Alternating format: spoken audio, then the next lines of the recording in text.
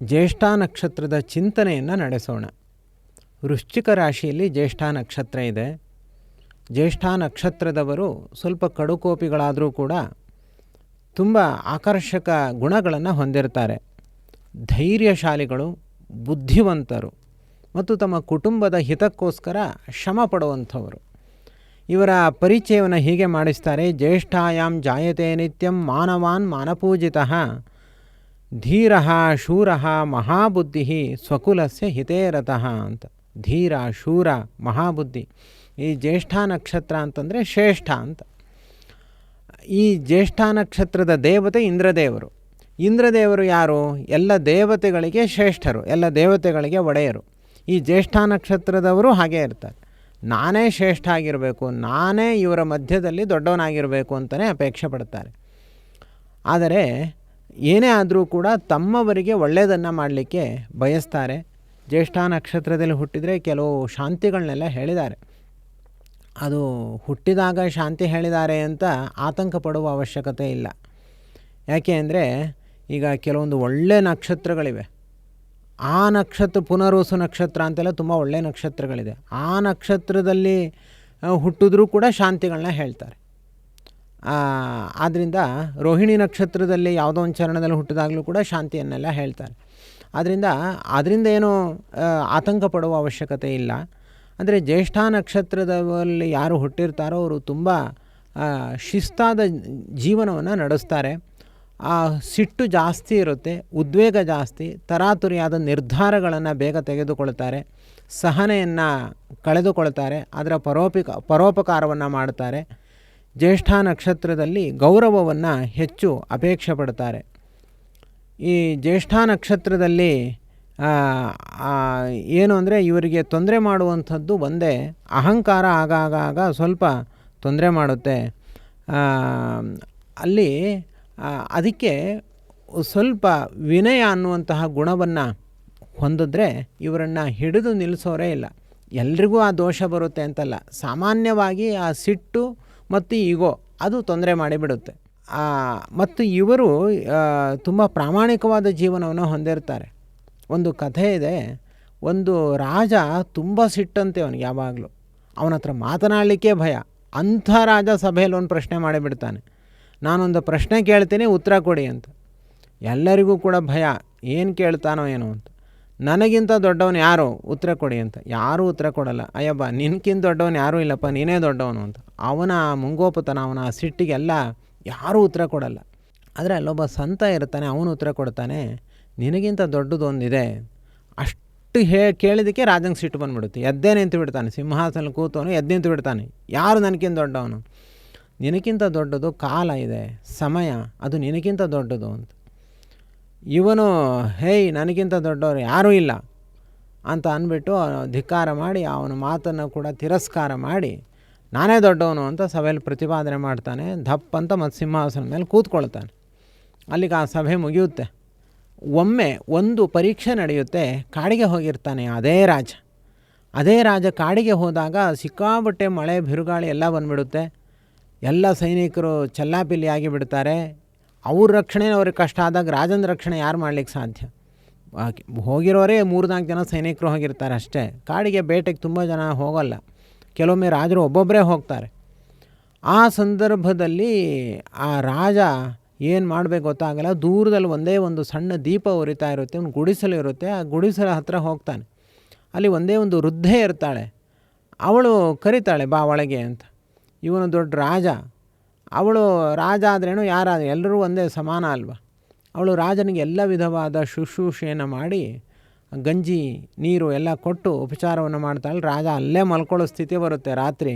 ಮರುದಿವಸ ಅವನು ತನ್ನ ರಾಜ್ಯಕ್ಕೆ ಹೋಗ್ತಾನೆ.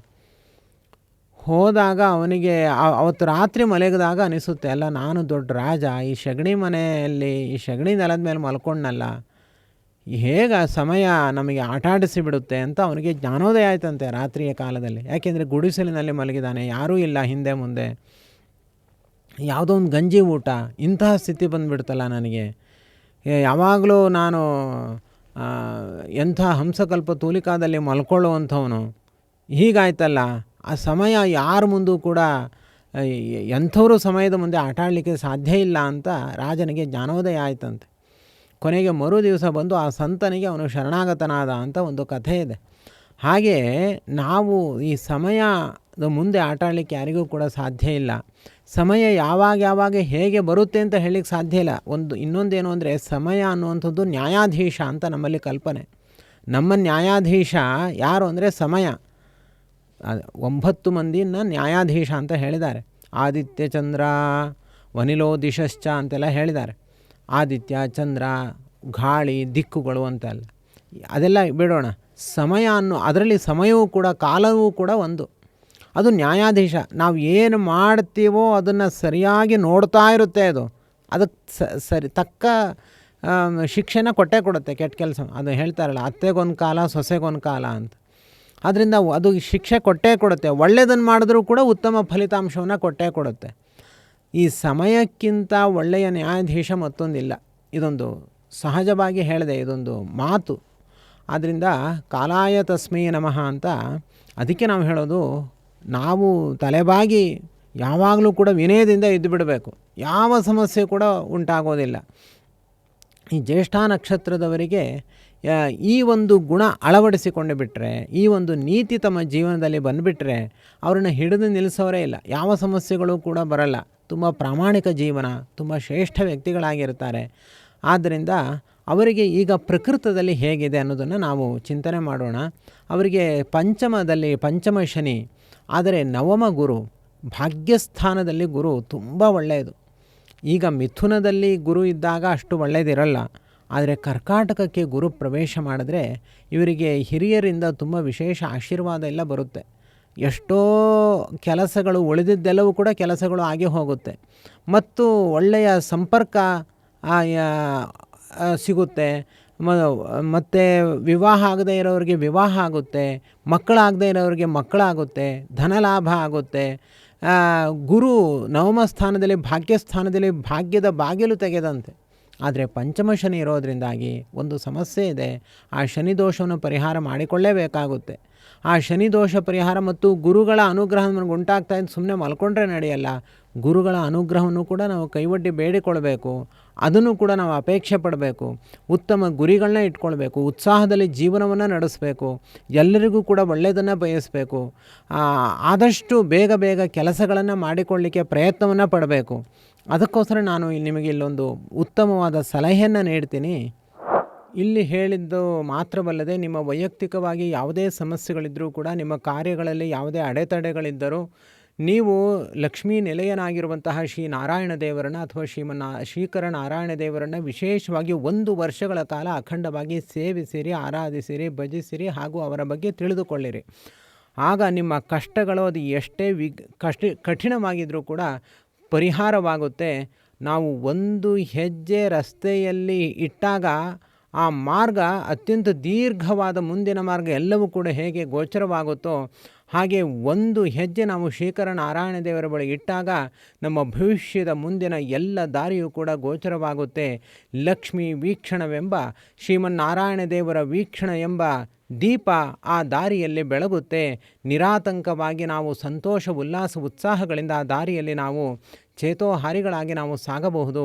ಅದಕ್ಕೋಸ್ಕರ ಕಿಮಲಭ್ಯಂ ಭಗವತಿ ಪ್ರಸನ್ನೆ ಶ್ರೀನಿಕೇತನೆ ಎಂಬಂತೆ ಶ್ರೀ ಲಕ್ಷ್ಮೀನಾರಾಯಣ ದೇವರು ನಮ್ಮ ವಿಷಯದಲ್ಲಿ ಪ್ರಸನ್ನರಾದರೆ ಅದಕ್ಕಿಂತ ಸಂತೋಷದ ಸಂಗತಿ ಮತ್ತೊಂದು ಇರೋದಿಲ್ಲ. ಈ ಜನ್ಮ ಸಿಕ್ಕಿರುವುದೇ ನಮಗೆ ಲಕ್ಷ್ಮೀನಾರಾಯಣ ದೇವರ ಸೇವೆಗೋಸ್ಕರ ಅಂತ ತಿಳಿದು ಈ ಒಂದು ಸಮಸ್ಯೆಗಳ ಪರಿಹಾರಕ್ಕೋಸ್ಕರ, ಯಾವುದೇ ಕೆಲಸಗಳ ಅಡ್ಡಿ ಆತಂಕಗಳ ಪರಿಹಾರಕ್ಕೋಸ್ಕರವಾದರೂ ಕೂಡ 1 ವರ್ಷಗಳ ಕಾಲ ಅಖಂಡವಾಗಿ ಶ್ರೀ ಲಕ್ಷ್ಮೀನಾರಾಯಣ ದೇವರ ಸೇವೆಯನ್ನು ಮಾಡಿ ಎಲ್ಲ ಗ್ರಹಬಾಧೆಗಳೂ ಕೂಡ ದೂರತೋಪಾಸ್ತವಾಗುತ್ತೆ. ಹಾಗೂ ನಿಮ್ಮ ಇಷ್ಟಾರ್ಥಗಳು ಬಹುಬೇಗ ಅದು ಸಿದ್ಧಿಯಾಗುತ್ತೆ.